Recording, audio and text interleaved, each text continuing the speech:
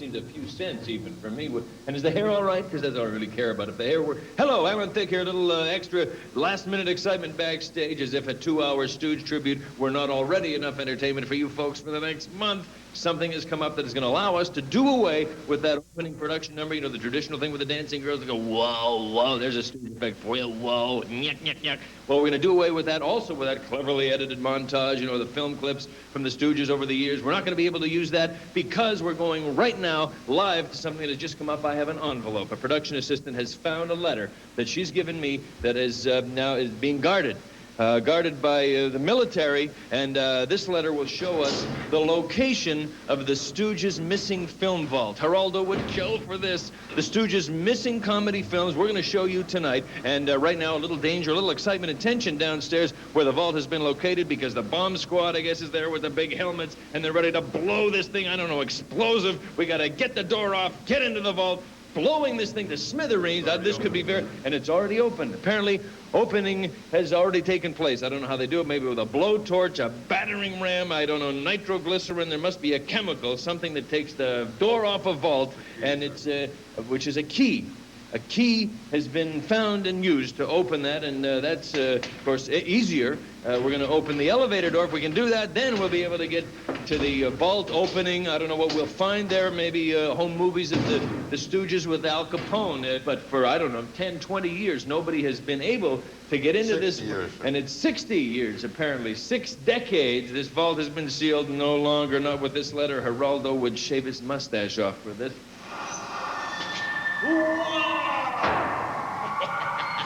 Look at this, boys and girls. Isn't this kind of eerie and spooky and curly and Larry? Wait, not so close. I'm nervous enough as it is. This is a moment in television history, the Stooges vault.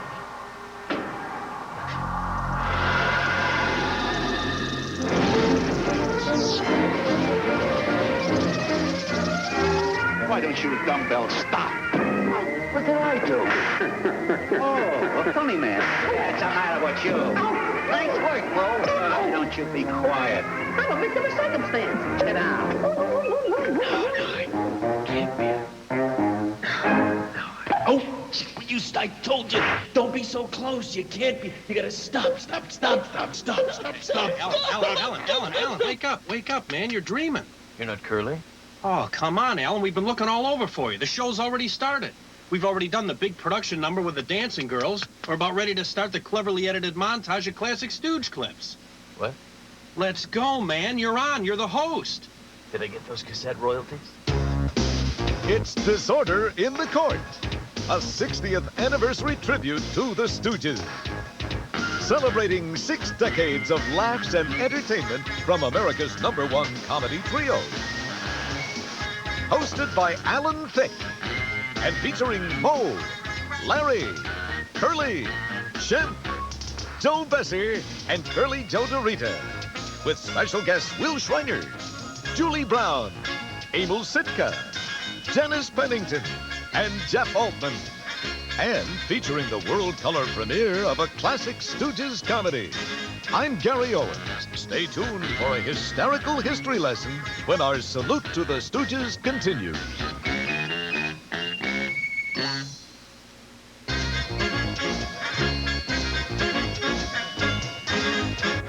Hey, what's the idea of spoiling the game? I was for onesies. Well, here's twosies. Oh, he was the onesie? You get him to...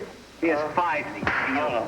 Our affection with the Three Stooges brand of comedy has grown stronger, probably, with each passing year. And in the next 2 hours, we'll find out why the Stooges are still America's hottest comedy team.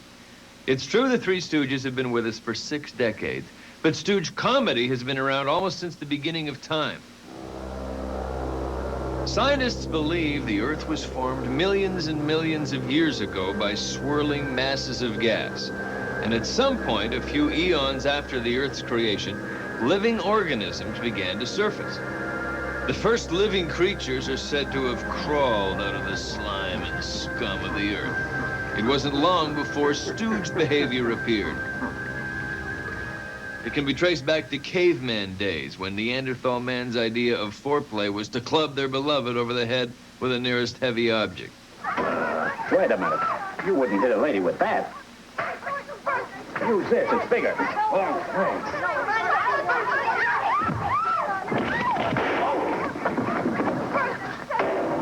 But it wasn't until centuries later that a species of man was actually identified as part of the Stooge family.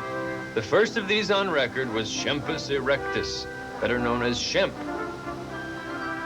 In real life, Shemp was Samuel Howard, born in Brooklyn in 1895. His mother, born in Lithuania and possessing a thick European accent, called him Sam, but it invariably came out Shem. Shem, she said, Shem. Well, Shem became Shemp, and the nickname stuck. Shemp started in vaudeville with stand-up comic Ted Healy. Shemp played a wise guy who heckled Healy. Healy would then drag Shemp up from the audience, and from there on, it was non-stop chaos. This kind of second banana work was called stooging. Shortly after Shemp joined up with Healy, Mo Howard, Shemp's younger brother, was brought into the act. Now, Mo had been in show business since childhood. In fact, Mo had actually toured the country doing Shakespeare. That's right, Shakespeare. Mo wasn't very good at it, but then Shakespeare couldn't write a pie fight to save his life. By 1925, Healy and his two stooges were looking for a third man to complete the ensemble. After all, three ugly guys have to be funnier than two, right? It was while the group was in Chicago, they spotted violinist Larry Fine in a nightclub musical act. He was so bizarre-looking that Healy and the Howards immediately asked him to join the team, with one stipulation. He had to get rid of the fiddle. Oh, my Stradivarius. Oh, my beautiful Stradivarius.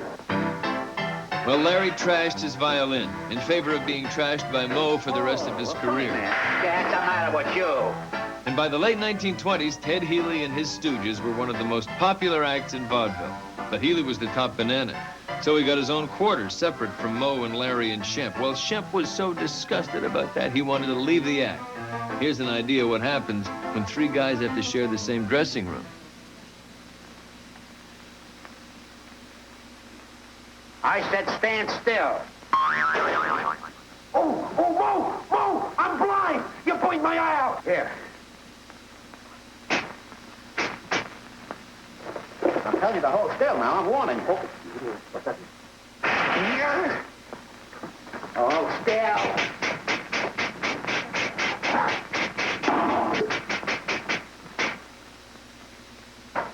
Almost had 7 years of hard luck. I said stand still. Oh! Hey, I cut off my head. Mo, my head is off. Mo, my head is off. My head is off. Oh, there I am. And as pretty as a picture. Yeah, beneath. Oh, get going. Here you are. Boy, am I tired. Where'll I throw this water? Oh. Mo poured cold water on Shemp's plans to leave the Stooges by signing them to appear in their first movie, Soup to Nuts, in 1930. But after pleading with his partners, Shemp finally got his way and left the Stooges. At this point, Mo and Shemp's baby brother, Jerome, joined the group. Now, originally, Ted Healy didn't want him. He thought young Jerome was just too handsome. Well, Shemp solved that.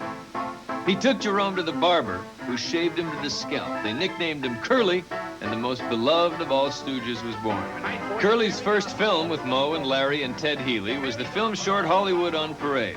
It was shot while the Stooges were between vaudeville gigs, so you'll notice a slight hair growth on Curly's head. But I know how you make people laugh. You do, huh? Yes, I said. How? Uh-huh. No, you're wrong, lady. He's wrong, isn't he? Yeah, this is the way. Take your time. He's kid. wrong. This is the way. Do that again. Do that again. It took. He's wrong. Now, this is the way, isn't it? Okay. Pardon me. Who started this thing here? Wait a minute. Come on, yeah. Following Hollywood on Parade, Healy and the Stooges were signed by MGM to appear in a handful of feature films and short subject comedies. Now, in the 1930s, MGM was the most prestigious studio in Hollywood, which caused many insiders to wonder what the heck are the Stooges doing there. And, of course, they were at their worst, which is what they did best. The androgynous cranium is always hollow. Now, just listen. No, Professor, you're wrong. That is the skull of the Anthropedo. No, that's more like the Anthropedia. Now, listen. obvious Neanderthal type. Now just note the difference. Neanderthal, Anthropedia, androgynous. Oh, there you are. By 1934, Ted Healy was becoming a major star. The Stooges, on the other hand, were getting beaten up for very little money. $100 a week, to be exact. So the Stooges decided they no longer needed Healy. They could maim each other without him. And they could make quadruple the money. So the boys finally said goodbye to the top banana, and they signed with Columbia Pictures as the Three Stooges. Now, for the next 12 years, Larry, Curly, and Moe continued performing and making films until Curly had to retire from the act due to illness. At that point, Moe and Larry begged Shemp to rejoin, but Shemp was enjoying a solo career without the Stooges, and he felt that their kind of slapstick was beneath him. Well, the only thing beneath Shemp was the sidewalk, and even he realized you can take the man out of the Stooges, but you can't take the Stooge out of the man. Shemp rejoined Moe and Larry in 1946 and provided the belly laughs for nearly 10 more years.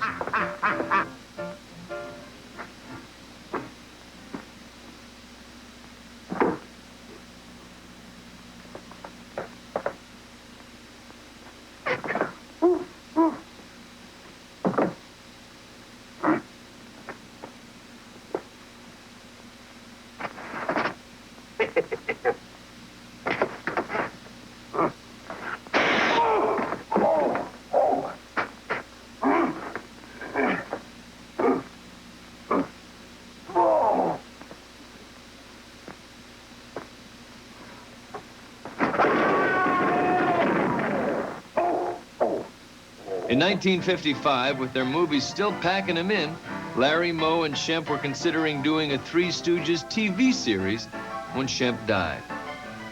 Columbia Pictures, wishing to keep the Stooges alive, introduced Moe and Larry to Joe Besser. Joe was a comic who had worked with Shemp back in the 1940s, and he kind of looked like Curly, but sounded more like a cross between LaToya Jackson and Lou Costello. Look, where are you going with the water? Oh, my cat's on fire! That team of Howard, Fine, and Besser only lasted through a handful of films. Columbia fired the Stooges in 1958. It looked like the boys were out of a job for good. Ironically, that same year, the old Stooge shorts featuring Curly were released to TV, and kids around the country went crazy over the trio. The Stooges were back in demand. Meanwhile, Joe had already signed to do a featured role in a movie and was unavailable for that third Stooge part, so Moe and Larry hired another guy, a guy who looked like Curly, Joe DeRita. DeRita made his first film with the Stooges in 1959, Have Rocket, Will Travel. That film was a box office smash, and Larry, Moe, and Joe DeRita made a handful of feature films in the 1960s that cemented their reputation as the high priests of low comedy. What's it say? Get out of here. We are going on a trip around the world. In a boat? No. In a plane? No. In a daze. This one was Curly Joe's personal favorite of all of his Stooge films. It increased the Stooges' popularity throughout the globe and proved they could be stupid in any language. The Stooges made their final feature film in 1965. That was a Western spoof titled The Outlaws Is Coming. But even after all these years, they're still as popular as ever. And that's saying a lot for three guys who always acted like they couldn't get along. You can't say that about us. There you are, sir. Pretty good. Another winner. Coming up next, the Missing Stooge Files, featuring lost episode footage never seen before, when our salute to the Stooges continues. Are you gonna work? No. Are you gonna work? I'll work if I feel like it. Do you feel like it? Yeah, I feel like it. Now listen, fella. Okay, you can roll that now. Oh, you can roll it now. Roll. This is so Hollywood. In this segment, you're going to see before, simply because these appearances have been lost, maybe even forgotten. That happens with some of your favorite stars on television and in film. No explanation, really. They just kind of vanish into the black hole of entertainment. Well, that was the case with the Stooges, because in 40 years of making film and 20 years of doing television, some things were bound to get lost in the shuffle, including Curly's premiere episode, Meet the Baron. This film was made in 1933, and if you watch closely, you'll notice he not only crosses his fingers for good luck, he crosses his eyes. Put a handkerchief over your eyes. Like the time we held up the bank? No, what's the matter with you? Cover your eyes. Oh. No, with a handkerchief. Why'd you say so?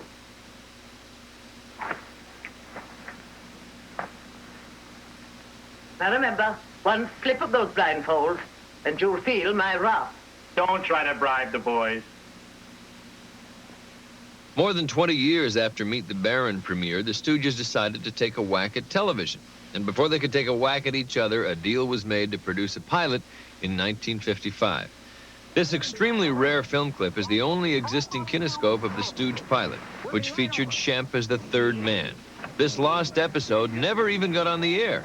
In fact, this is the first time the film has ever been seen on TV. Can't open a little file drawer. How did you ever get so stupid? I got a charge account. What's your excuse? Remind me to lower your salary and raise your forehead. Get out of here.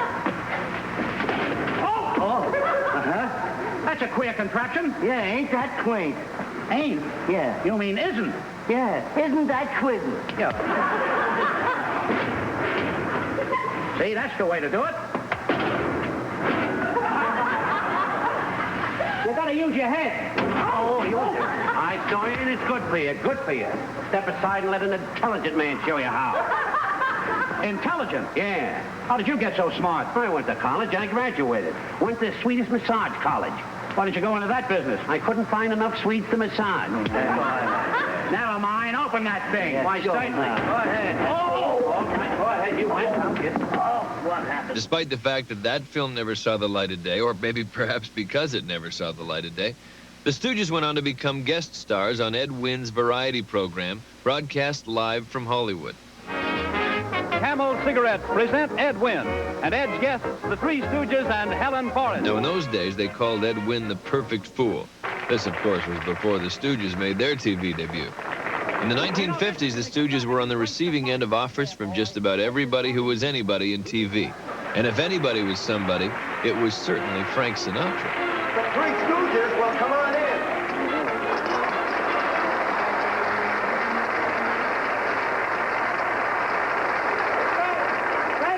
Frankie, boy.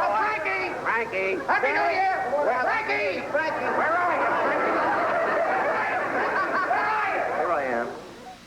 It was during that live New Year's Eve broadcast back in 1952 that Shemp Howard actually introduced a brand new Stooges routine, one they never performed again. You're seeing this bit for the first time since it originally aired nearly 40 years ago. Do you mind holding these glasses while I take your coat? Oh, not at all. Thank you. Just hold them, sir. Yes, take them. Don't take any of that liquor out of there now. Don't take any of that. That's the way to do it. Happy New Year to you. By the late 1950s, it seemed like everyone was calling the Stooges, especially advertisers. Oh, we got it. You got what? We found a way to put Simonized car wax and Simonized car cleaner all in one push-button can. And just how does it work, Professor Nitwit? Come on, we'll show you. Come on, we'll show you. Come on, Whip. In 1959, Larry Moe and Curly Joe filmed this commercial for Simonized Wax. See? And then what? You spread it around and let it dry. And it's really Simonized, is it? Watch this. Sure it's Simonized. Look at that shine. We'll be famous. We'll make a fortune. We'll call it Instant Simonized. Instant Simonized, you lame brains. Look at all we buy Instant Simonized everywhere. Instant Simonized? They thought of it too? Simonized thinks of everything. Try Instant Simonized, another easy new way to brighten your day from Simonized Company. When the Stooges weren't doing movies or hawking products for big corporations, they were working for the biggest conglomerate of them all, the U.S. government. In 1968, the boys made their last released film ever, Star Spangled Salesman. This was a short for the Treasury Department that had Moe, Larry, and Joe DeRita as handymen at a movie studio. Hey, fellas, I wonder if you'd be interested in signing up for the payroll savings plan. The payroll savings plan? Did you know, Mr. Morris, that payroll savings ain't really a deduction? The money ain't really gone. It's like savings. So with payroll savings, the money they take out goes right into bonds and earns interest for us. Look, fellas, the payroll savings plan isn't a deduction at all. It's just part of our take-home pay that grows. And grows. And come on. Then you'll sign. Yes. Come on, little fellow. We're making a test out of you. Here we are. All right. Yes, sir. Mo, how do you spell Joe? What do you mean? They got enough trouble spelling Mo. Make it the Stooges. Yeah, the Stooges. There we are. Come on now, little fella. Here, take these back to your office and plan them right away, okay? Thanks, fellas. All right, Mr. Morris. Yeah, goodbye. Boy, he's a nice fella. Coming up, John Wayne as a stooge. And when we return, Jeff Altman with a practical guide to stoogery. Not loaded.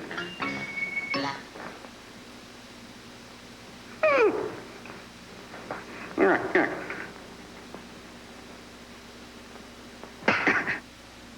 How could Gail Tempest's frail little finger pull the rusty trigger of that instrument of destruction? See, there was nothing in it.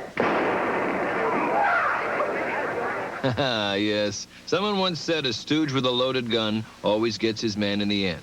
Well, in spite of themselves, the Stooges are still having an effect on our everyday lives, whether we want to admit it or not. Everywhere you go, there's some evidence of Stoogism. Isn't there? Stooge merchandise, for instance, seems more popular than ever. In our quest to bring you up-to-the-minute information, here's a special report. Just look at this bonanza of stooge merchandise. Set the magnometer on fun. Yes, you'll get stuck on these handsome Larry, Moe, and Curly Joe refrigerator door magnets the next time you post yourself a reminder. And your children will jump for joy when you give them the Three Stooges color-form slapstick-ons. It's educational and nutty, Joe Besser not included. Hey, what time is it? With this precision plastic wall clock, you'll know when it's a Curly to Larry, as it gives you hours of fun. Hi, I'm Janice Pennington. For quite a few years now, you've seen me on The Price is Right with Bob Barker. Needless to say, when it comes to merchandise, I really know my stuff. But I can't understand how some items got past the marketing geniuses of the world, like Stooge linen. When you roll over and see Curly, you'll be glad you slept alone. Or the Larry Fine Chia paint. Just add water to Larry's dome and watch the fungus begin. Or what about the Shemp car alarm? Would-be thieves will flee in terror when they're caught red-handed by the ugly Stooge. And of course, Stooge cocktail glasses. Let these swanky goblets become the topic of conversation at your next soiree.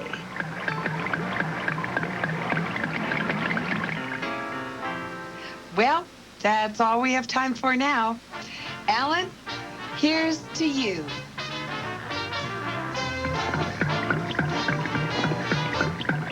Well, thank you. The same to you. It is clear that the Stooges have left their indelible mark on many facets of society. Check this out. Well, you know, Alan, we've all seen the aggressive antics of the Three Stooges and laughed and thought, oh, gee, that's funny, but not really for me. Well, hi, I'm Jeff Altman, here with my assistant, Candace. Hi, it's really nice to suggest that Three Stoogery can not only be amusing, but also practical and helpful. For instance, how many times has this happened to you? At the most inopportune moment, someone comes to your door pestering you for a senseless donation. Good day, sir. I'm from the Baba Baba Rum Dum Center of Venice, and we're soliciting donations from wealthy homeowners today. It's only a $10 donation for the insipid teachings of our Look, Lord. what's the least amount I can give? $2. I got two, right there. Believe me, there's no better way to discourage your intruder than with the Mo Howard iPhone. Or how about this? Now? No. It's Friday afternoon, and your boss has just called you into his office to go over some fact sheets and year-end summaries. A horribly lengthy process you know could take up to 3 or 4 hours. Fine, no problem. I'll get back to you. Right. Oh, Worthington, come here for a minute, will you? I'm glad I caught you before you left, because there's a couple of figures I want to go over before you leave for the day. Starting last year, I think that the profit and loss... Meanwhile, you're trying to beat it out of there early to make a 4 o'clock tee-off time at the club. Probably? Not really. Why not bring that meeting to a hasty conclusion by confusing the boss with the infamous Stooges hand flutter? However, this year, starting back in January, going to February, March, April, May, June, and July, I think that the kind of way it could be... And I'm sure we've all been plagued by that smelly workman or plumber. Oh, yes. Candace? Who has already eaten up a fortune in labor charges, dismantling your entire bathroom, only to discover that he doesn't have the right parts with him to complete the job. Well, I just don't think I can fix it. Oh, don't tell me this. I gotta take your toilet to the shop. Oh, man. Get you a loaner? No, I need this toilet fixed, man. I mean, instead of feeling sorry for him or cussing him out, why not help him out by giving him a lesson with his own tools? Well, maybe I can help you with You this. don't know nothing about plumbing.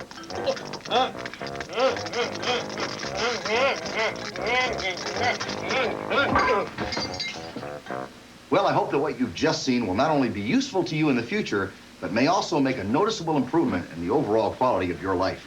Just remember that if and when you employ these tactics, make sure you're paid in full on your liability coverage. Well, thanks for watching. And so for Candace and me, Hey, wait a minute. What about what? What? You said like this would be like a really big part. Yeah, well, look, you did a great job. So for both of us... Wait a minute. You said this would be an important part and I'd have lots of big things to say. Ah, great, fine. Okay, just say goodbye. Goodbye. The tight-fisted head bunk. A trusty friend. Oh, Jeff, poor baby, I'm sorry. We cover medical, it's all right. Although the Stooges seldom suffered any physical mishaps, there is a story told about the making of one of the classic Stooge comedies featuring Shemp in a scene where he is mistaken for a woman's long-lost cousin Basil. Well, the woman realizes that he's not Basil, and then the script calls for her to beat Shemp to a pulp. Well, when they were shooting, apparently, the actress who was supposed to beat Shemp up was reluctant to do that, because Shemp was already in his 50s, and she felt guilty about wailing on him. In order to get a decent take, however, Shemp begged her to really let him have it. Well, she did.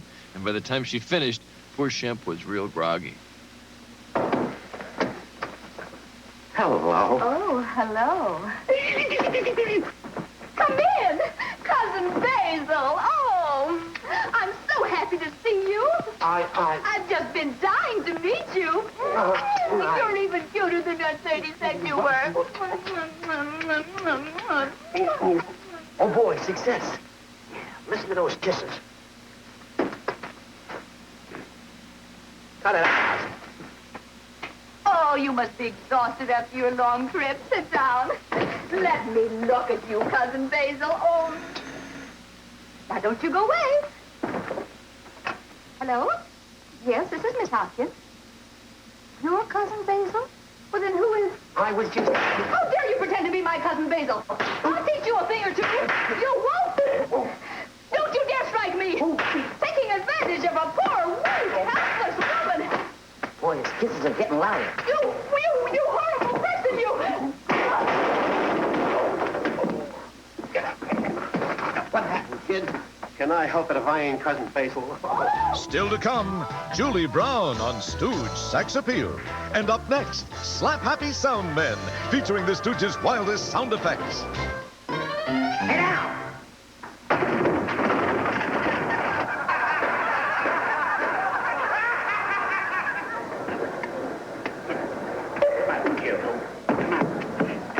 You're in the court, not in Clancy's poolroom. Sit down. I'm a victim of circumstance. Who you hitting? Oh, be quiet. All right, here's a Stooge pop quiz for you. What's louder, a Stooge face slap or a Stooge head crack? Well, the guys in the sound effects department were the ones responsible for all those crazy noises. Can you imagine coming to work in the morning with the pressure of having to come up with 3 head clunks and an eye poke before coffee? Actually, these sound effects guys really took a rather scientific approach to making all those crazy noises. For instance, everybody knows that if you stick a needle into any fleshy part of the body, you get a boing sound.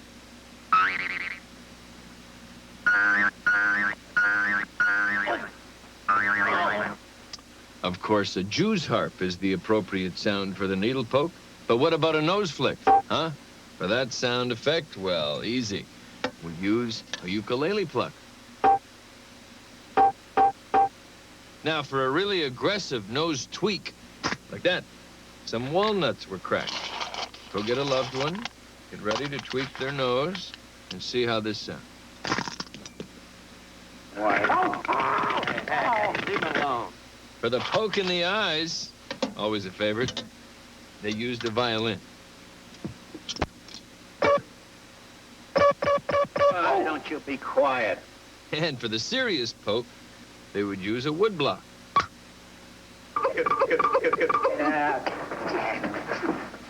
Well, be thankful for those sound effects. Imagine what would happen if they had used a real-life eye poke noise. Oh, my eyes! I thought you were professionals! Yeah. Just about everybody agrees the Stooges wouldn't be the Stooges without those sound effects. And when they did live TV appearances without sound effects, it always seemed like maybe there was something missing. Tom, oh, I told you a million times, don't hit me in the stomach. Hit me in the face where you can't do any damage. Okay. See, ain't it better? Yeah. Hey, what's the big idea? I can't get the spot out, so I'm trying to match it up. Now let's watch that same scene with Stooge sound effects. Tom, oh, I told you a million times, don't hit me in the stomach. Hit me in the face where you can't do any damage. Okay. See, ain't it better? Yeah. Hey, what's the big idea? I can't get the spot out, so I'm trying to match it up. Yeah, that's what we're looking for, real pain. You can feel it, huh? Stooge sound effects became famous for their originality. Can you imagine what would have happened if the Stooges sound effects crew was assigned on other films? Here's John Wayne in a clip from a fight scene from the early 30s.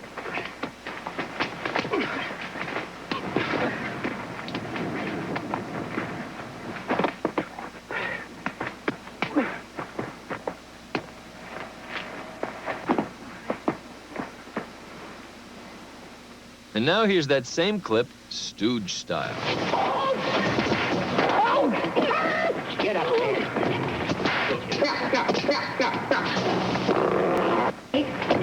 Put up your hands.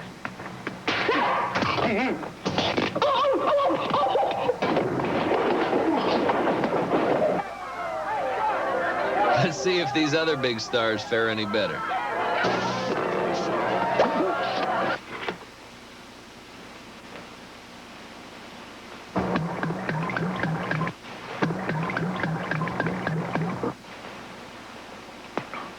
The frame, Nick. Easy, easy. She caught it around outside somewhere. She's not almost enough to contact you.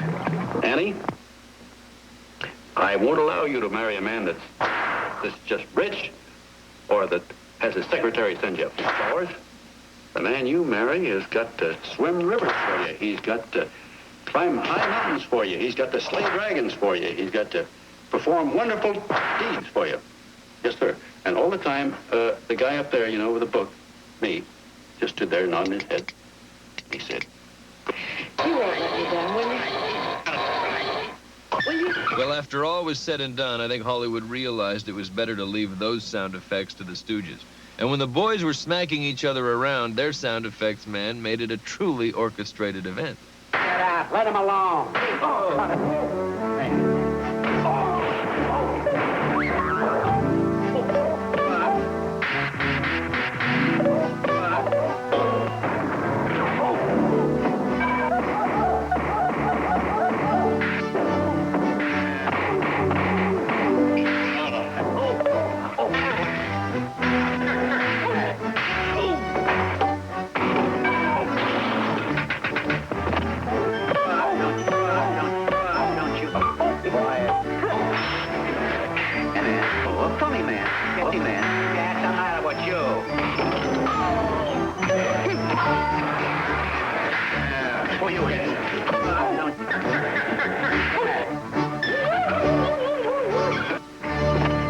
Hey, in their 25 years of short comedies, the Stooges produced more exaggerated noises than anyone else in Hollywood. with the possible exception of the cowboys in blazing saddles. And when the guys were doing a fight scene, their sound man worked overtime. This scene you're about to see from Sing a Song of Six Pants features more sound effects than any other Stooge sequence. See if you can keep track. Why? Cut it out, will you?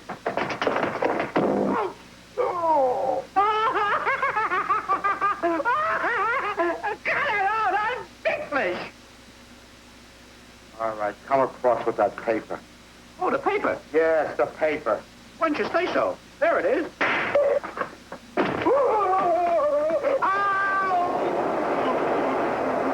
Larry, I got him. Ouch! Nice work, Mo. We might as well press his pants. Where is that paper? I tell you, I haven't got it. You'll talk. There. You'll talk now. Hey, Shut up. Where is that piece of paper? I haven't got it. Oh, still won't talk. Oh! Oh! Oh! Oh, I didn't mean it. I didn't mean it. Honest, I did. Still won't. Honest, I did. Oh! Oh! Oh! Oh.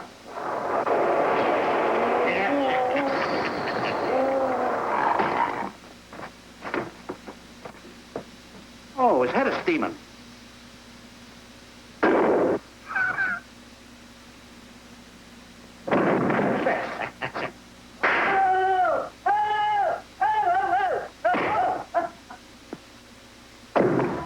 Still to come, never-before-seen Stooge home movies. And coming up next, lifestyles of the rich and brainless with your tour guide, Will Schreiner.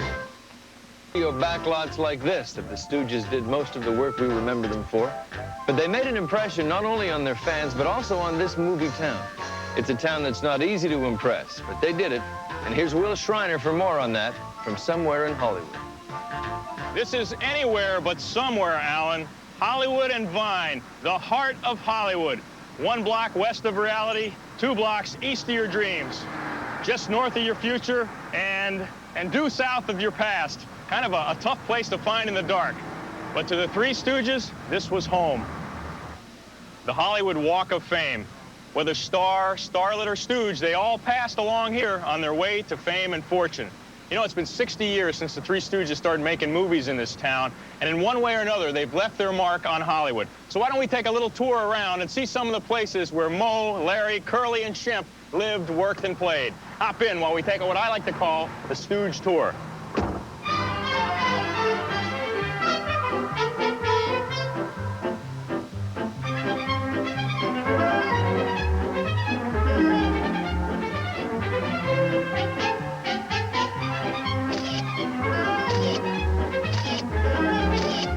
Well, here we are on Vine Street, halfway between Sunset and Hollywood Boulevard.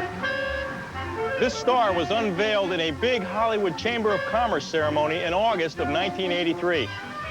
A number of Hollywood celebrities, Stooge family members, former Stooge Joe Besser, and the largest turnout of fans to date were on hand when the boys were inducted into the Walk of Fame. You know, coincidentally, Jules White, who directed so many of the Stooges shorts, has his star directly across the street. Now, that's Jules White, not to be confused with Jules Verne. And those were Stooges shorts, not to be confused with Stooges shorts. Next stop, a Stooge clip joint.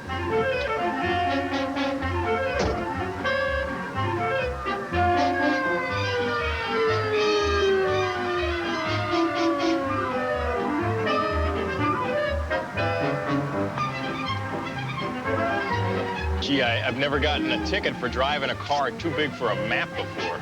Thanks, officer.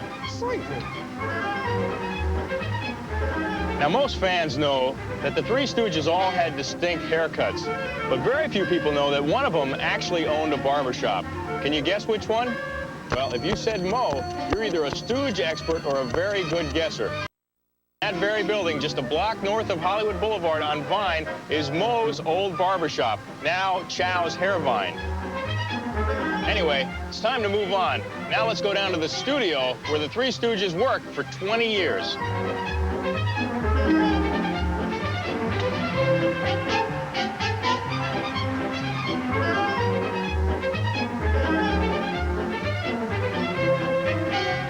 Okay, to my left are the studios where the guys made all their shorts when they were signed with Columbia. It's now Sunset Gower Studios, and you probably are going to recognize this street right here. It's been used in many, many exterior shots in all the Three Stooges shorts. Now, I think right up here, we'll be able to see the little building that housed the shorts department. But come to think of it, you know, I'm going to take you right on the lot. I know people. Let's go. Hi, Will Schreiner, Stooge Tour. We'd like to come on the lot and see where all the Stooges shorts were made. We'd like to see the wardrobe, makeup, props, all that. Shouldn't be a problem, huh, pal? Got a problem. Got a problem? Yeah. Got a problem. Somebody have to come private to come here. Yeah, I have a driver, Jules White.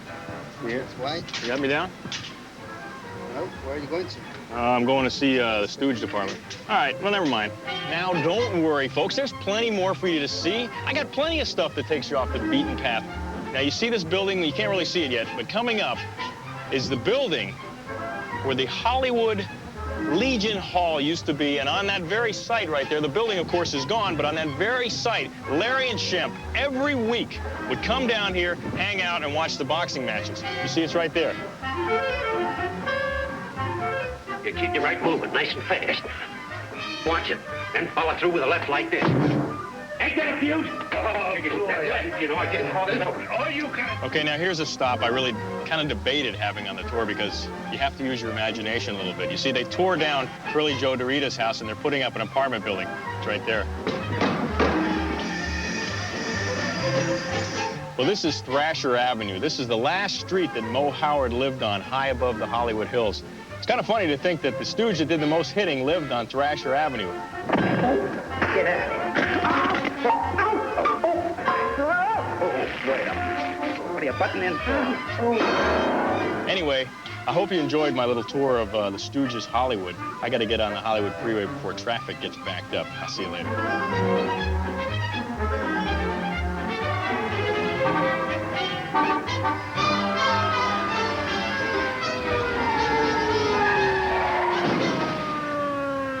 All right, Will, now for a stroll down memory lane with Gary Owens. Thanks, Alan. You know, I have been a Stooges fan all my life, since I was a little kid.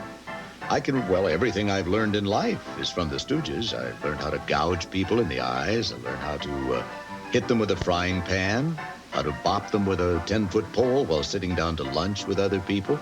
All of those things are Stoogesisms, you know.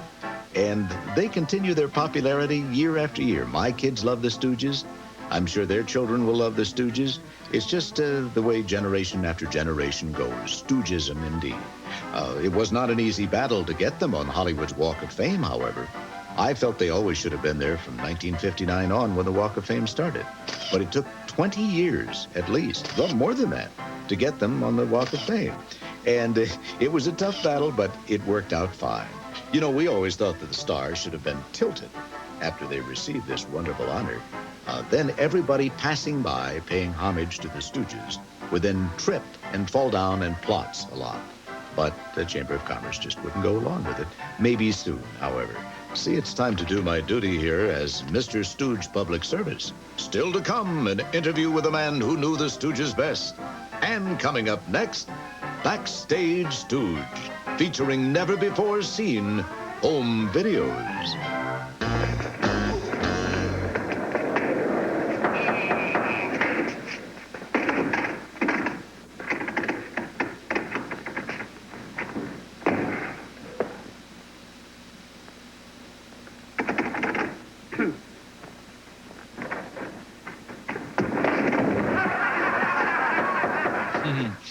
In real life, the Stooges were thorough professionals. They knew their lines, they knew where to stand, and they knew which side of a gate to fall over. But with all of the falling and slapping and knocking, how would you know if they ever made a mistake? For example, in the Stooges' 1949 TV pilot, Larry was losing a battle with an uncooperative prop, but cleverly cues Shemp to go on to the next gag. Kind of a modernistic thing. You gotta use your head to get this thing up here. I know what I'm doing here. I know that. There it is. Now, that is what you call efficiency. That's what we call using your head. Twice. As you can imagine, slapstick can often be pretty tough to stage. For example, Shemp learned early to leave the eye poking to Mo. Say, why don't you leave him alone? Oh, stop. Don't tell me what if. Apparently, even a two-fingered hat poke can make your eyes hurt. 560. Hey. But in Stooge films, anyone could ruin a take, like this misfire from the feature film The Outlaws Is Coming. If you take the straight and narrow, kids all over the world will look up to you. Yeah, when we get back to Boston, we'll print picture books about you, and songs and stories. Your names will live forever. You may even get into TV. TV? Yeah, transformed varmints. Anonymous. I'm sold. Right now, Trevor rode up and balled now selling guns and ammunition to the Indian. Right, they're going to try to start at daybreak by morning. Well, that one obviously wound up on the cutting room floor, but the Stooges films were all cranked out pretty quickly, and often there just wasn't enough time for a retake, and that occasionally meant that the foul-up turned up on the completed film. In this classic routine, Curly is supposed to take off his hat, raise his right hand, and put his left hand on a Bible, all in quick succession. Well, about halfway through the routine, Curly forgets what he's doing, but the cameras kept rolling.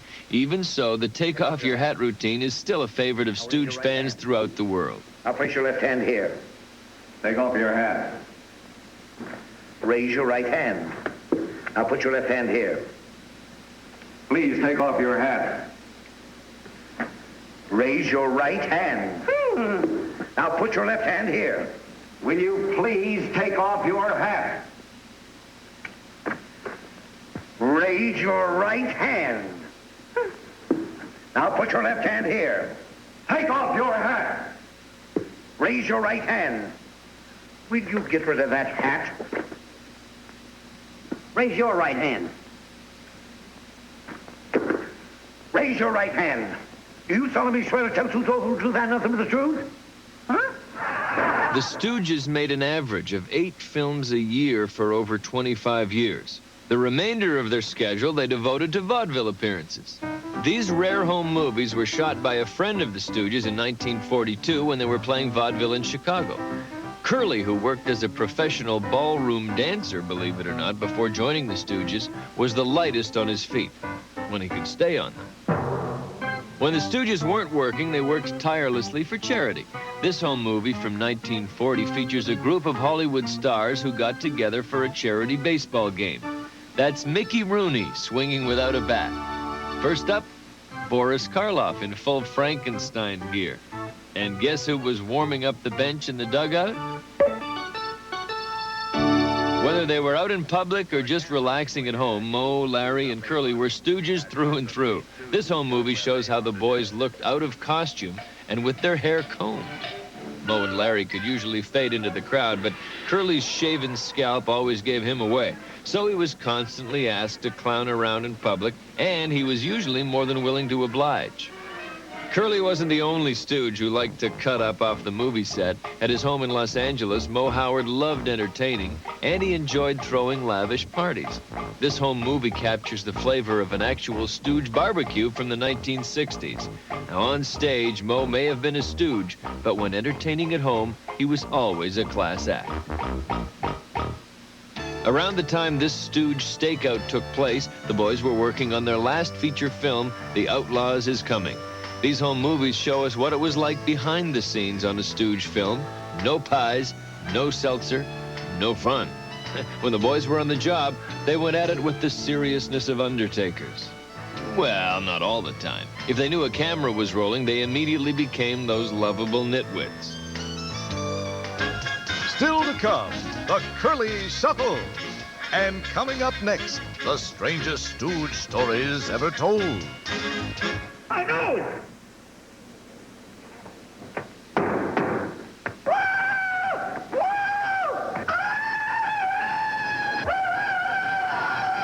Hey, you're in the court, not in the woods, Tarzan. Cut it out. Come on. Larry as Tarzan, Stallone as Hamlet. Works for me. If you think that's a little strange, you ain't seen nothing yet. In this segment, we're going to look at some of the strangest Stooge film clips of all time. Clips so bizarre they boggle the imagination, unless, of course, your imagination has been pre-boggled. Yes, friends, film clips that are truly strange, but Stooge. Now, you know that Moe and Curly and Shemp Howard were all brothers. But the film Disorder in the Court features yet another member of the Howard family, 10 points if you can pick them up.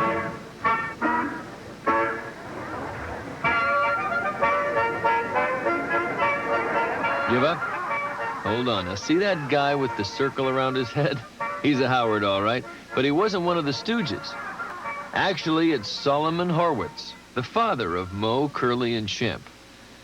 Meanwhile, while all of this was going on in Hollywood, even stranger events were taking place clear across the country, in the Howard's hometown. For it was in the early 30s that the first Stooge pie fight took place at a movie studio in New York City. Even stranger is the fact that neither Moe, Larry, nor Curly was involved. Shemp Howard, who had left the Stooges the previous year, made his solo film debut in a short comedy titled In the Dough. The film starred comedian Fatty Arbuckle and featured Shemp in a supporting role as a dopey would-be tough guy. Quite a stretch for the former Stooge. That Baker did it. Come on, let's get him. Shemp found himself in the dough when his solo career started to take off. In fact, the following year, a tiny film company called Van Buren Studios tried to form their own set of Stooges with Shemp as the star comedian. The group was called Shemp Howard and his Stooges, which was in itself a pretty bizarre concept. Stranger yet, Shemp wasn't even playing his usual Stooge character. Believe it or not, they had Shemp doing Moe's part as the violent bully of this team. Now, this film, entitled Knife of the Party, gives Shemp 4 other Stooges to push around. And we'll give us this. What are you looking at? Don't stand there. All right, there. Wait. In 1937, a musical was made featuring 3 guys with crazy haircuts who slapped each other around and cracked each other on the head. That's not so strange. It was Moe, Larry, and Curly, right? Wrong. 3 fake Stooges, bogus Stooges, Mousy Garner, Dick Hakins, and Sammy Wolf, began calling themselves the Super Stooges, and they made one film together, appropriately entitled Hit Parade. They didn't have a lot of brains, but they sure had plenty of hair. Let me see you make a hot fist. Let me see you make a hot fist. Meanwhile, the real 3 Stooges made their first appearance in a full-color film. But neither Moe, Larry, nor Curly actually stepped before the cameras. How was this possible? Well, the Warner Brothers cartoon, Hollywood Steps Out, featured guest shots by all of Movieland's biggest stars, including 3 guys who were just too weird-looking to be mistaken for anybody else.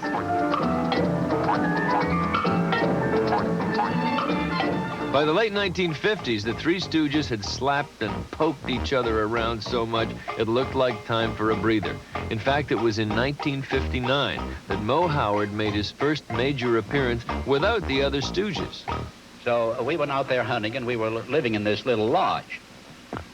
Every morning, sun beat through your window, wide awake, 11:30.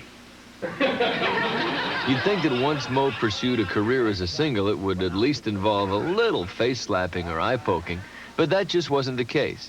Always have a guy alongside of me. You know, I was 35 years old before I knew a pie was made to eat.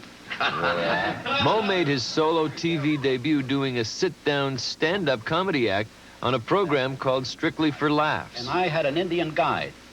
And I said to the guide, I said, Lipschitz, he was drunk too. I said, Lipschitz, why is it that you guys always stand with your back to the fireplace? He says, well, that's a long story. It takes you back to Noah and the ark. Oh. Said, you know, Noah took a pair of everything, put them in the ark. They were up on top of the mountain there in the water. Finally, the ark sprung a leak. Got a hole in the side of the boat about that big. So they took a dog's nose and pushed the dog's nose in a hole. That's what they get the expression, the dog has a cold nose. And then the hole got about that big, and they took a woman's shoulder and put the shoulder in the hole to keep the water from coming in. That's where they get the expression, the woman gives you the cold shoulder. Finally, the hole got about that big, and that's why a man always stands with his back. It didn't take Moe long to realize that his heart was with the Stooges, not to mention what was left of his comedy career. The same year Moe made his joke-telling debut, the Stooges embarked on a series of feature films that made them the screen's #1 kiddie personalities. But it wasn't until 1965 that the boys teamed up with the man who was soon to become television's #1 kiddie star. Can you imagine anything more bizarre than the 3 Stooges meet Batman? Well, that's exactly what happened in 1965 when the Stooges appeared in The Outlaws Is Coming with Adam West. It's the Wild West at its wildest. Annie Oakley, Buffalo. And the world's biggest nuts at their wackiest. In the wildest shootout ever to fracture the screen. Here's another tidbit we found strange but stooge. Most girls didn't like the Three Stooges. Stranger than that, we found one who does. Here's actress, writer, stoogette, Julie Brown. Just say Julie, ba ba ba, yeah. You know, it absolutely amazes me when I hear that girls didn't like the Three Stooges. I mean, who would they rather watch? Mel Gibson? Tom Cruise? Tom Selleck? Yeah. Give me a stooge any day of the week. I mean, not only were they funny, but the way they were poured into their pants. You know, when I was a little girl, my mother used to have to tear me away from the television set. I guess for me, watching the Stooges on TV every day after school was kind of like letting a lifer in prison watch the Playboy Channel. I would eat, sleep, and dream about the Three Stooges. Oh, Larry, Larry, you're so fine. How I wish that you were mine. Hey, Larry. And I loved Larry's hair. He was kind of the Bon Jovi of his time. It had that finger in the socket look that made my pulse race with passion. And who didn't get weak in the knees when Mo spoke?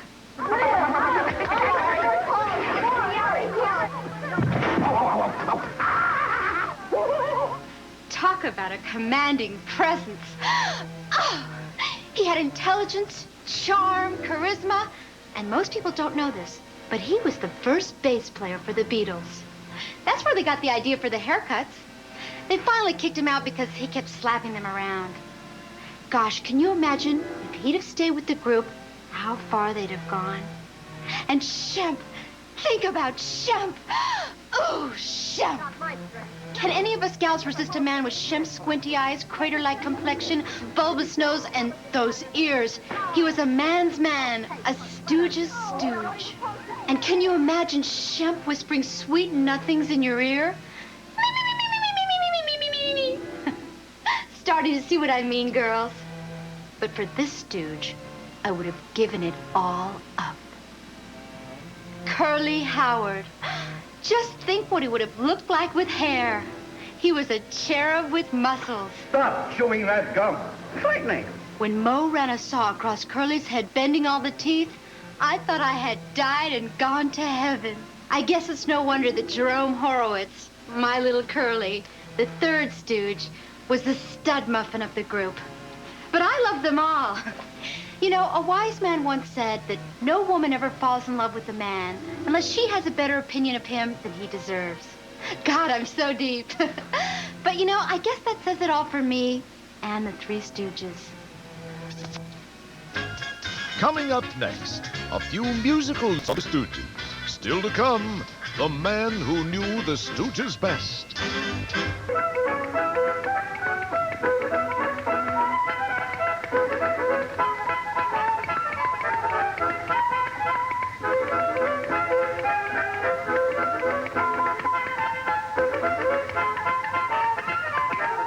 You wouldn't know it to look at them, but the original Stooges were all serious, accomplished musicians. The fact they accomplished anything serious is kind of unbelievable, but nevertheless true. You already know that Larry was a professional violinist, but the other Stooges were also capable of cranking out a song or two themselves. Mo played guitar, and Curly played the bass fiddle, or at least it looked that way.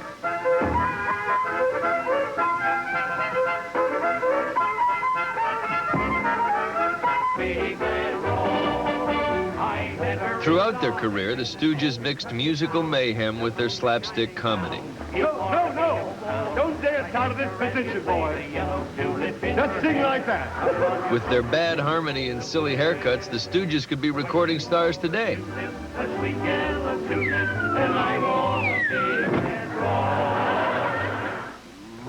And when the boys weren't harmonizing themselves, they were helping others to sound bad.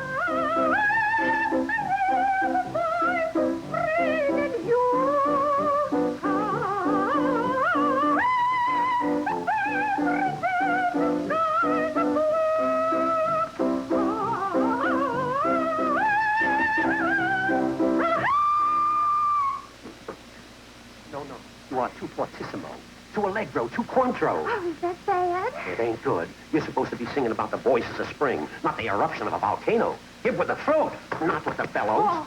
Oh, Professor, you want it more like a bird. That's it. That's it. Give me the bird.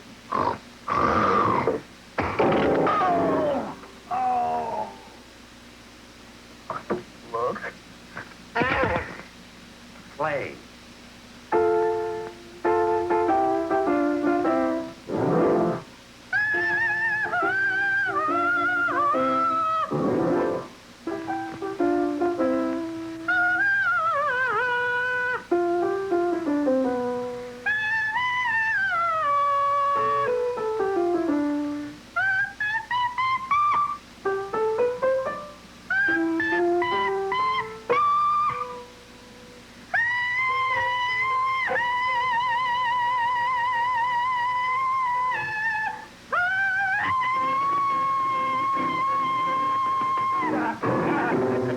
That's enough. We've done enough for today.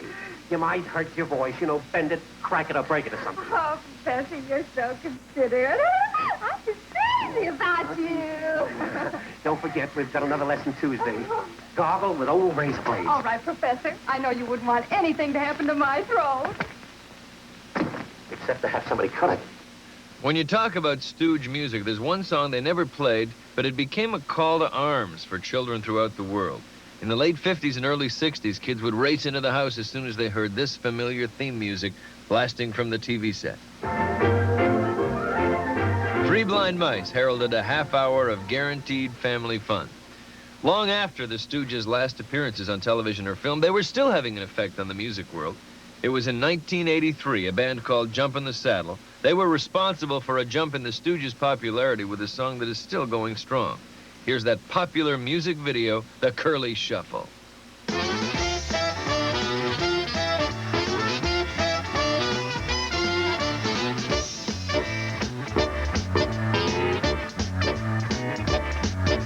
When me and my friends go out in the town, we can't sit still, we can't sit down. We don't like to fight and we don't like to scuffle, but we dance all night doing the curly shuffle. Hey Mo, hey Mo, hey Mo, hey Mo. Well, yuck, yuck, yuck, yuck. Yuck, yuck, yuck, yuck. What is he?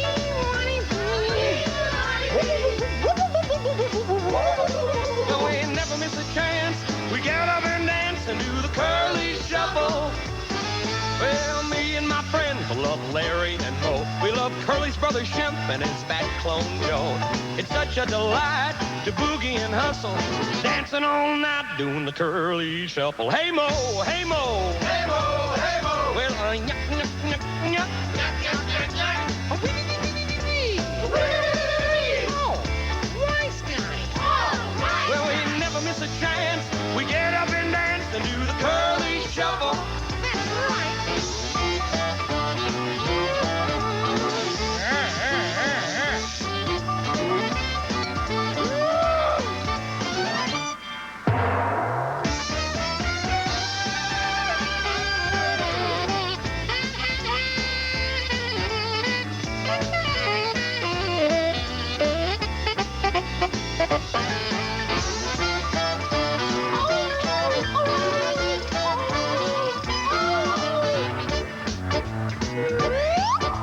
Well, me and my friends, we all love to see comedy classics on late night TV. Those knuckleheads love to get in a scuffle. They push and they shove, doing the curly shuffle. Hey Mo, hey Mo, hey Mo, hey Mo. Well, yuck, yuck, yuck, yuck. Yuck, yuck, yuck, yuck. Look at the grouse, look at the grouse. Look at the grouse, look at the grouse. Well, we never miss a chance. We get up and dance and do the curly shuffle. Right, we do the curly shuffle. What'd you say? We do the curly shuffle. That's what I thought you said. We do the curly shuffle. Yeah. We do the curly shuffle. Sweetly. We never miss a chance. We get up and dance and do the curly shuffle.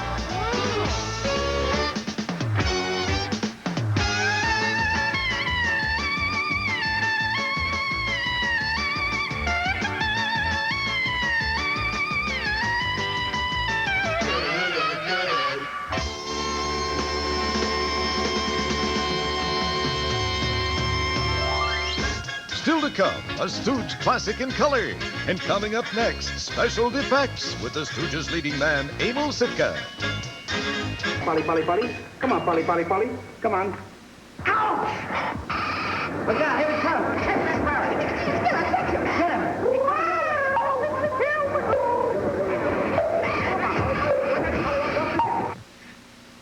Well, you know the old saying, a bird in the hand is worth 2 clunks on the head. It didn't matter how the Stooges punished their co-stars. The important thing was that nobody really got hurt.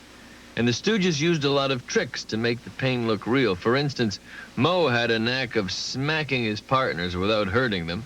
He would really belt them, but he kept his fingers nice and loose. And this, combined with the victim's well-timed head turn, made it look very realistic. Cut it out.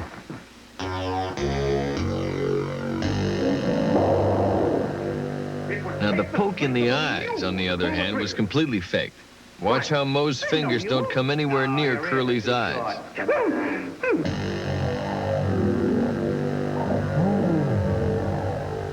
But not all Stooge slapstick depended on Moe's light touch.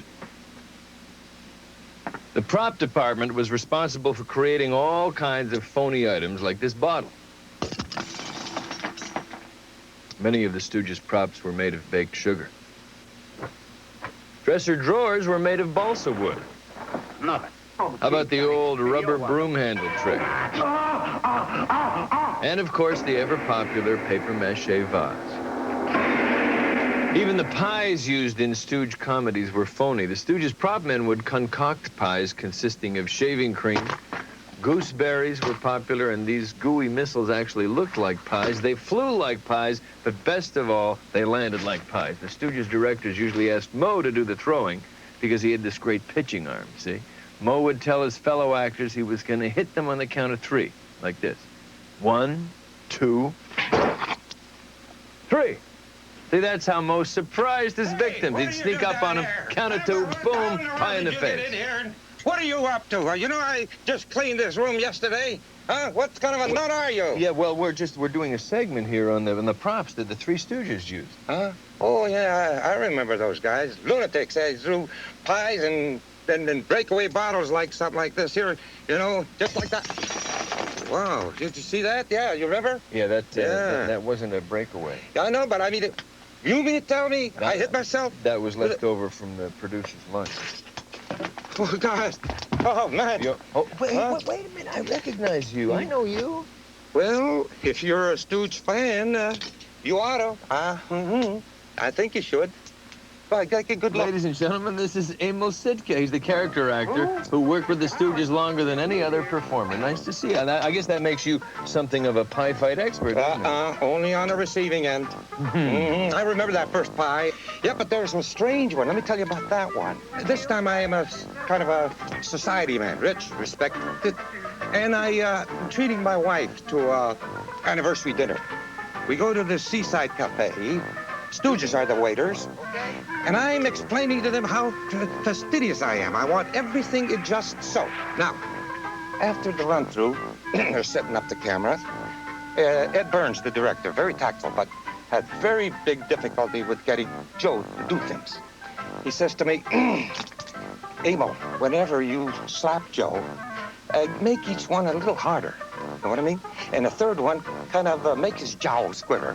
I say, like this? He said, yeah. I said, okay, no problem. Beautiful take, good. And all was fine. Now we're getting set up for the camera to come from the other side, seeing Joe come in with the cake. And in the meanwhile, Moe comes over, very serious. He says, hey, Mo. I says, what? You're gonna get it now because Joe is sore. Joe is sore? What about what? Well, he says you hit him too hard. He's gonna get even with you. I'm not kidding you. And I'm into the scene. Here I am discoursing with my wife, toasting her. Everything's, jolly until I see the cake, and it's coming closer. He trips, and pow! I go with a blow. But there was a lunge of a fullback behind that thing, I could tell. Now, that may be strange, but true. So you could really get hurt doing this. Didn't I just explain to you that I did? Yeah, it just sounded like it was somewhere in there, I recall. I mean, I could have been here with a nose like that. Yeah, so you did all your own stunts? I did my own. Always, but the Stooges, I remember them, that scene where they're sitting on each other's shoulders, you know? There had to be stuntmen there. There's no way that Shemp was afraid to go up a ladder. Would fall from that position. How many shorts did you do with Shemp as one? 28. 28 with Shemp? That's right. Well, Shemp, and of course I did some pilots and other things with him, you know. Yep. The most famous one, of course, as you know, is Bridaless Groom. That's where Shemp has to get married in order to get the inheritance. You follow me? Mm-hmm. Yeah. Mm-hmm. And I'm the Justice of the Peace. You remember that, too? Mm-hmm. Yeah, and they all converge on my house to all these other women that Shemp proposed to. Now want to marry him? Yeah, and boy, what a bedlam that was, huh? Oh, shit. Lady! Oh, lady! Ow,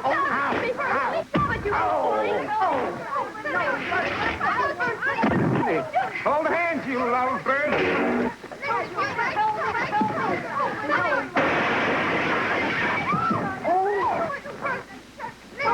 Oh, Mr. Bevan, please, hurry. Hold hands, you lovely bird. Oh, what do you mean, how am I? Congratulations, both of you. Oh, thank you. Yes. We're married. We made it. It's 6 o'clock and you're married. What happened? What happened? You're married. Kid, say something.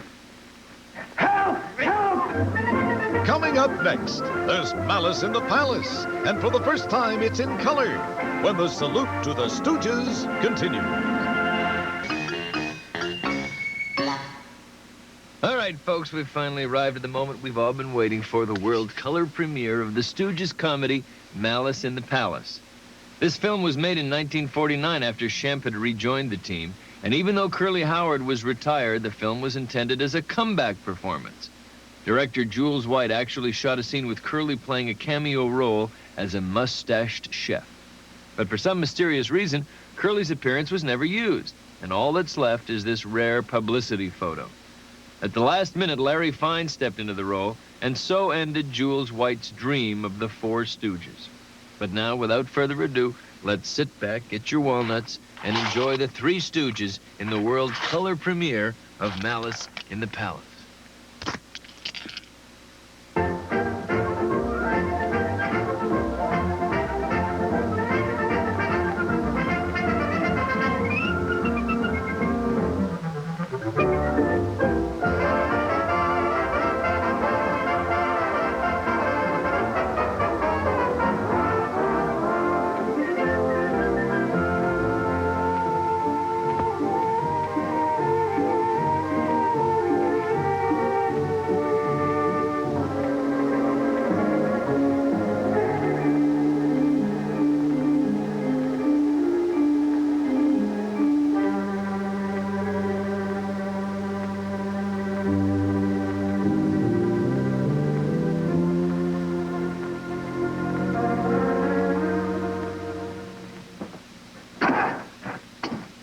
Past the hour. I wonder what delays $50. Fear not, most illustrious Hassan bin Sobar. Fear not. $50 will get the map by hook or crook, as sure as my name is Jinarama. Quite so.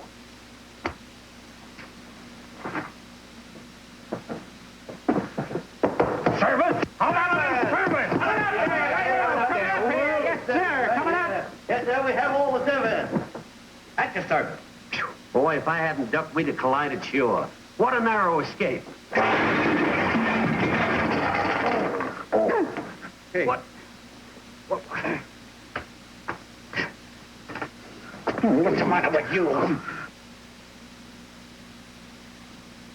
Take this off! Take this off! Now, take it easy. We'll have you all fixed up in a minute. What's this? Oh, happy birthday! Hold this. Just a minute, I'll take it right off. I would leave it on. People don't know if you're coming or going with this on. There you are, sir. You look very pretty, and the spaghetti's as good as new. Why, you... No! Whoa! Dog, how dare you? 1,000 pardons, it was unavoidable.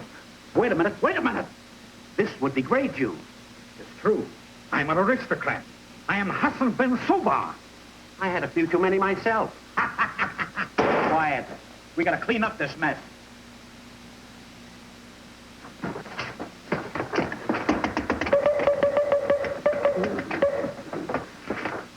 Why? Oh, get busy. Stop it, will you? Cut it out.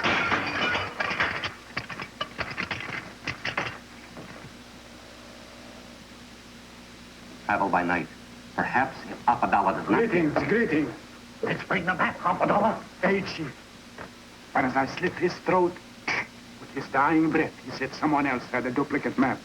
Tis bad. We must leave at once if we are to be the first to reach King Ruki Tuten's tomb. Make preparations to depart immediately. Aye, Chief. But remember the curse. He who touches the jewel first is doomed to 1,000 deaths. We must secure the services of three. And when we get them to do our bidding... Yes, but we'd best have food before we travel. Aye. Servers!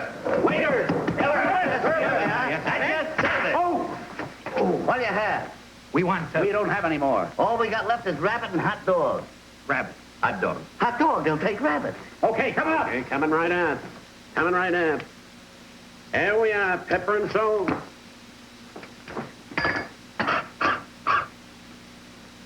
That busboy is up.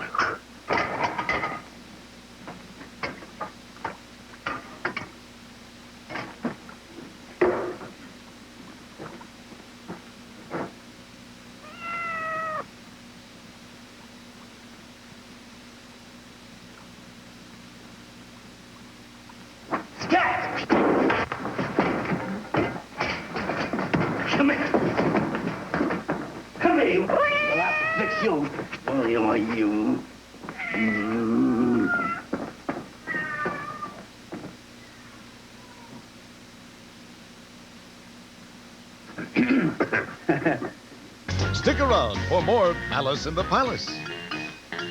This continues. Yeah.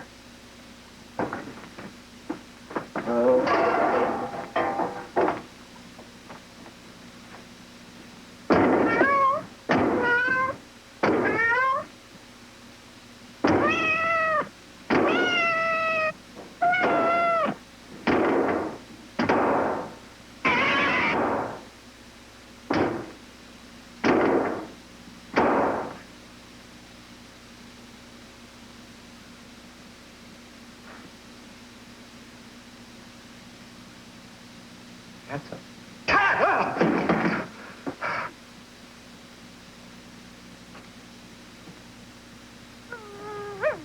Get out of here. Come here, you. You'll think you'll get away, eh? Now I got you. Come on. Now I got it.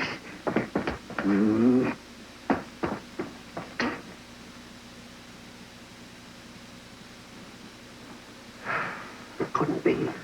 Or could it? Now, you stay here, you be a good boy, you. Now sit there.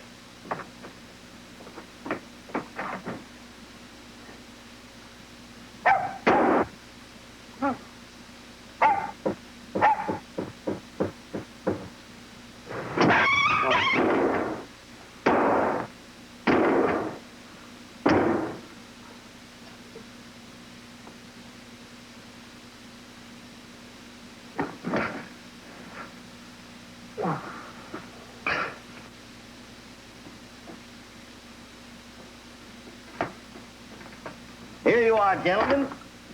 Hot dog. When it comes to cooking, I'm the cat's meow.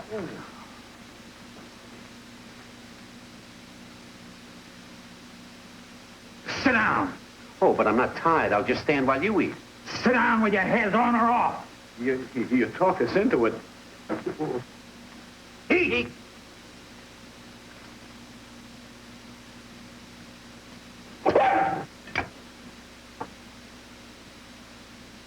Did you hear anything? Yeah, I did. Yes. Sit down and eat. Eat. Eat.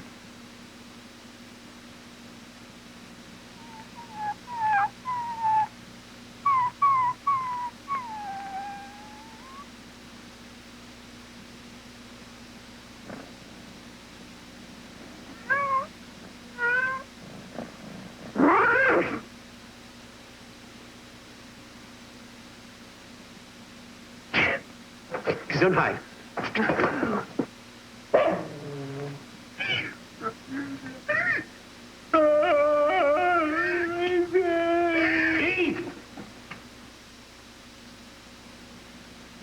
Well?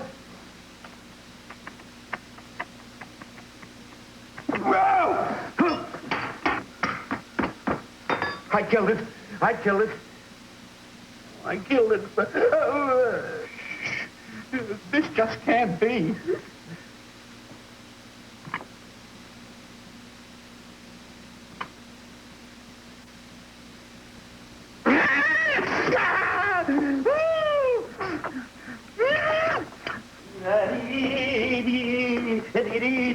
Forget the mustard.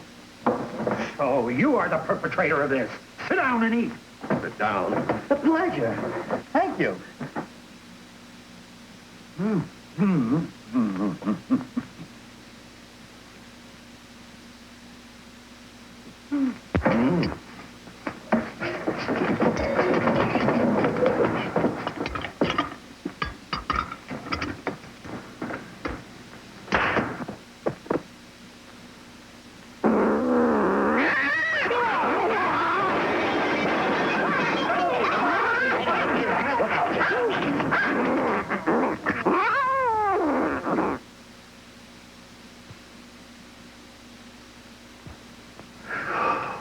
There's the dog and cat. Why don't you tell me? What? Get out. Let him alone. Oh, cut it. Oh, man. Oh, oh. There. Oh. These three, they are the ones that get the jewel for us. Right. Gentlemen. Who came in? No, you. How would you boys like to make 1,000 chilblinas? You've convinced us. What do we have to do? There is a diamond worth a king's ransom. Do you hear? A king's ransom. Gentlemen, this map will lead us to the treasure. Now pay strict attention. Stay tuned for the conclusion of Malice in the Palace. Malice in the Palace.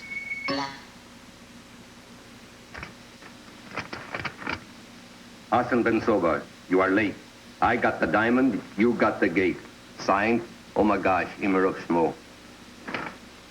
Oh, ruined, defeated. That murderous cutthroat. He has the famous 100-carat diamond. 100 carats, he's sure knew his onions. Quiet. This map is useless to me now. With that diamond, I could have quit my job as the doorman at the Oasis Hotel. Hey, spinach chin. Do you mean to tell me you're only a doorman? Yes. Well, there's the doorman.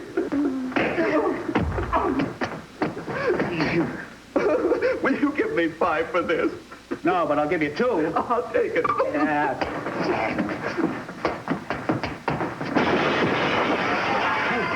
There's only one 100-carat diamond, and it comes from Rootin' Tootin's tomb. That's government property. Right, and if we return it, we'll get a big reward. Yeah, maybe 50,000 bucks. Boy, with that kind of money, we could rent a one-room apartment in Hollywood. Maybe. But that Emer Schmo is a cutthroat. Suppose he cuts my throat. Well, now don't worry. We'll be disguised. We'll find the shortest way. Now here, study this map closely.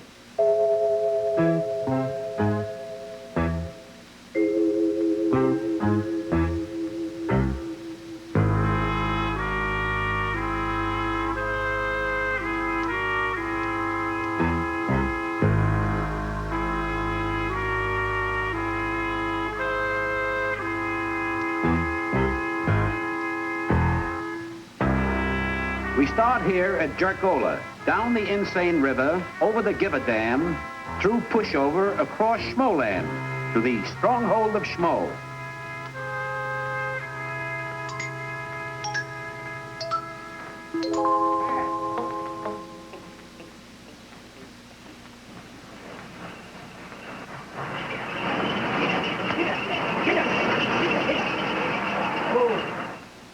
Oh, who goes there? Santa Claus. Oh, there ain't no Santa Claus. Oh, yes, there is, and we got a present for you. You have? Right here. Oh. Okay, boys. The coast is clear. Come on.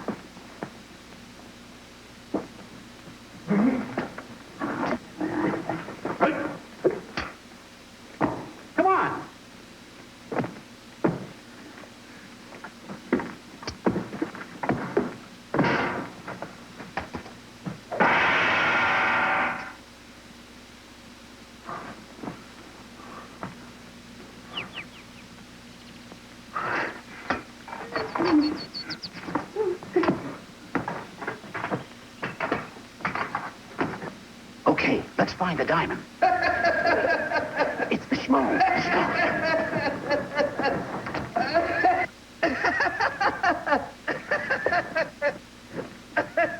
There he is, and he's wearing the diamond.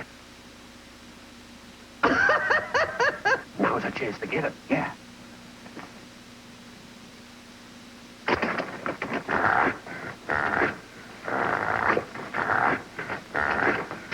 C-5-O-Fun. I'm the evil spirit that guards the rootin' tootin' diamond. Give it to me lest evil befall you. Yes, sir. Yes, sir.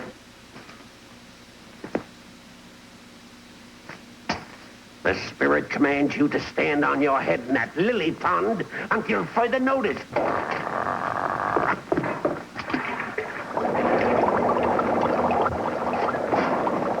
Oh, hi, quick, somebody's coming. Oh, scram!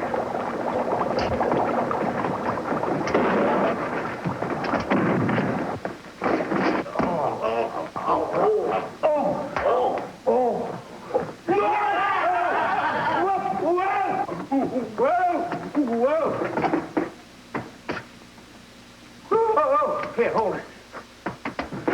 I'll kill you!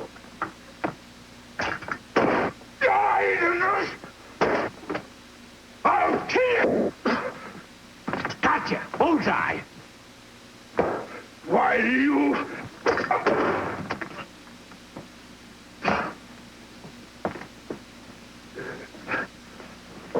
Your hat. Thank you. You're welcome. Why...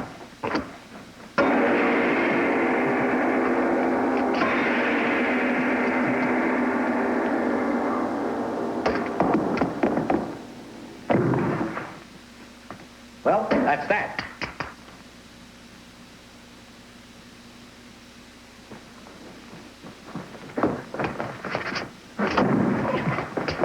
Get up here.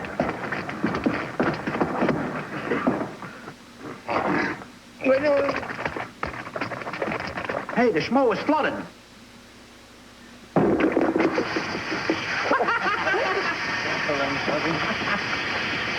Sister, looks like you're out of a job. Where's that diamond, kid? Hey, look out.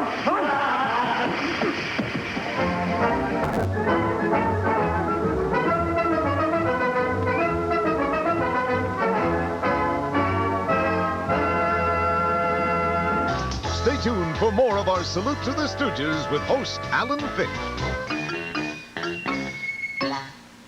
Well, the Three Stooges are long gone. But their impact on comedy is still with us, and it's kind of comforting to know you can still turn on your TV and catch their classics over and over again. During their many years together, maybe the Stooges never really received the recognition they deserved. But if the purpose of comedy is to make people laugh, then the Stooges did their job, and then some. So here's to another 60 years with the Three Stooges.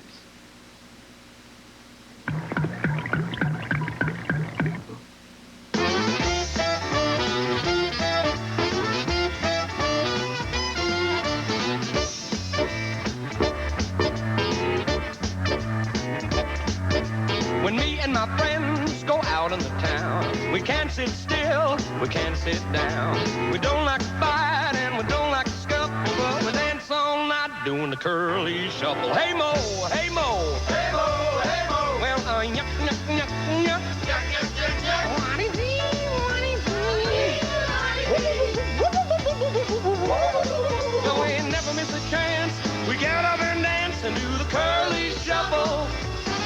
Well, me and my friends love Larry and Moe. We love Curly's brother Shemp and his fat clone Joe. It's such a delight to boogie and hustle, dancing all night doing the curly shuffle. Hey Mo, hey Mo, hey Mo, hey Mo. Well, yuck, yuck, yuck, yuck, yuck, yuck, yuck, yuck. Oh, wise guy. I'm Diana Pilatus. Next on News 5, it's finally done, and it means we're going to pay more for most of everything. Congress has passed a federal budget. We're all invited to a summit on the environment. It's time to turn the clocks back. Jim Lytle says it could be a snowy Sunday, and in sports, Micah Dean kicks with some local soccer. News 5 Rochester at 10 is next.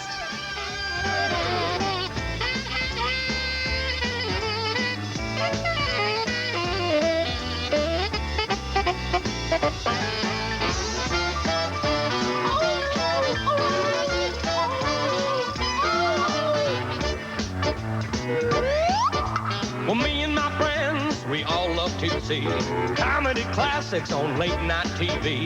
Those knuckleheads love to get in a scuffle. They push and they shove, doing the curly shuffle. Hey Mo, hey Mo, hey Mo, hey Mo. Well, yuck, yuck, yuck, yuck. Yuck, yuck, yuck, yuck. Look at the grouse, look at the grouse. Look at the grouse, look at the grouse. Well, we never miss a chance. We get up and dance and do the curly shuffle.